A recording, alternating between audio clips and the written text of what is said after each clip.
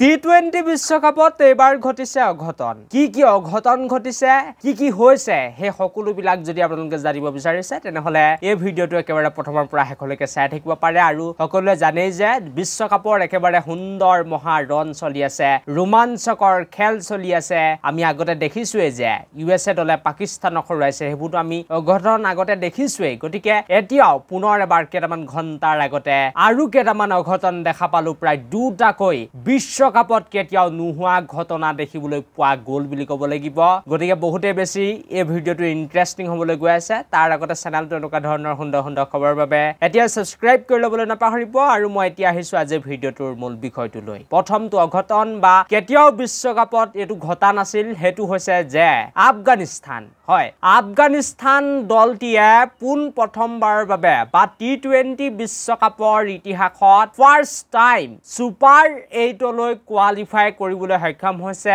ইয়াৰ আগতো আফগানিস্তান দলে টি20 বিশ্বকাপৰ মহা ৰণ খেলিছে বহু বছৰ হৈ গ'ল তেওঁলোকে একেৰাহে বিশ্বকাপ খেলি আছে কিন্তু সুপাৰ 8ত প্ৰৱেশ কৰিব পৰা নাছিল আগতে আসলতে সুপাৰ 12 হৈছিল মাজতে সুপাৰ 14 হৈছিল হেবিলাকতো কিন্তু তেওঁলোকে আগলৈ আসলতে যাব পৰা নাছিল একেবাৰে প্ৰথম ৰাউণ্ডৰ পৰাই বাহিৰ হৈ ওলাই অহা দেখা যায় কিন্তু ফাৰ্ষ্ট টাইম ইতিহাসত কেতিয়াও নোহোৱা ঘটনা হৈ গৈছে যে আফগানিস্তান দলটিয়ে প্ৰৱেশ কৰিবলৈ সক্ষম হৈছে টি20 বিশ্বকাপৰ সুপাৰ 8 ৰাউণ্ডত আৰু যি দৰে খেলুৱৈসকলৰ আমি ফৰ্ম দেখা পাইছো যি সকলে খেলুৱৈসকলে প্ৰদৰ্শন আগবঢ়াইছে মানিব লাগিব আৰু এনেকুৱা লাগিছে যে এই দলটিয়ে এবাৰ হয়তো কিবা এটা নতুন কৰিবলৈ আহিছে বা সকলোকে আচৰিত কৰিবলৈ আহিছে এইবাৰ যেন তেওঁলোকে ইতিহাস লিখিবলৈ আহিছে এনেকুৱা অনুভৱ হয় মোৰ যেতিয়া এই টিমটো দেখো আৰু সুন্দৰ বেটিং বলিং কৰি আছে বাবে এতিয়া ইতিহাস হৈ গৈছে টি20 বিশ্বকাপৰ ইতিহাসত তেওঁলোকে কেতিয়াও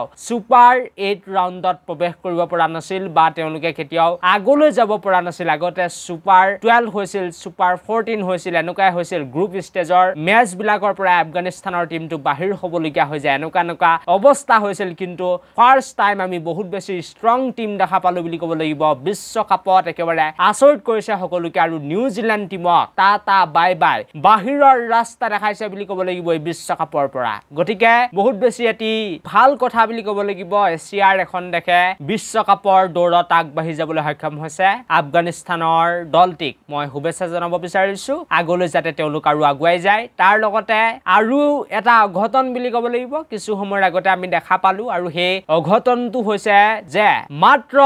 19টা বলতে এখন টি20 মেচ আপোনালোকে ফিনিশ হোৱা দেখিছেনে বা খেলখনত জয়লাভ কৰা আগতে দেখিছেনে হয়তো নাই দেখা কিন্তু কেইটামান ঘণ্টাৰ আগতে কেতিয়াও নোহোৱা ঘটনা বা আচৰিত এটা ঘটনা হৈ গৈছে অঘটন ঘটিছে বুলি ক'ব লাগিব টি20 বিশ্বকাপৰ ইতিহাসত আৰু ইংলেণ্ডৰ দলটিয়ে মাত্ৰ 3 অভাৰ এটা বলতে ওমানৰ দলটিক পৰাজিত কৰিবলৈ সক্ষম হৈছে খেলখনত আৰু ওমানৰ দলটিয়ে প্ৰথমতে বেটিং কৰি মাত্ৰ 47 ৰান নে 48 ৰানহে মাৰিবলৈ সক্ষম হৈছিল আৰু যেতিয়া ইংলেণ্ডৰ দলটি আসলতে বেটিং কৰিবলৈ আহিলে নিশ্চিতভাৱে দুটাকৈ উইকেট হেৰুৱালে তেওঁলোকে কিন্তু প্ৰায় 3 অভাৰ এটা বলতে মেচখন ফিনিশ কৰি দিলে আৰু সকলোকে জনাই দিব বিচাৰিছো যে বিশ্বকাপৰ ইতিহাসৰ বা টি20 ইন্টাৰনেশ্যনেল ক্ৰিকেটৰ আজিলৈকে আটাইতকৈ কম বলতে মেচ ফিনিশ হোৱা এইখনে হৈছে খেল আৰু এতিয়া ৰেকৰ্ড হৈ গৈছে বা ইতিহাস হৈ গৈছে যে ইংলেণ্ডৰ দলটিয়ে ওমানৰ দলটিক মাত্ৰ 19টা বলতে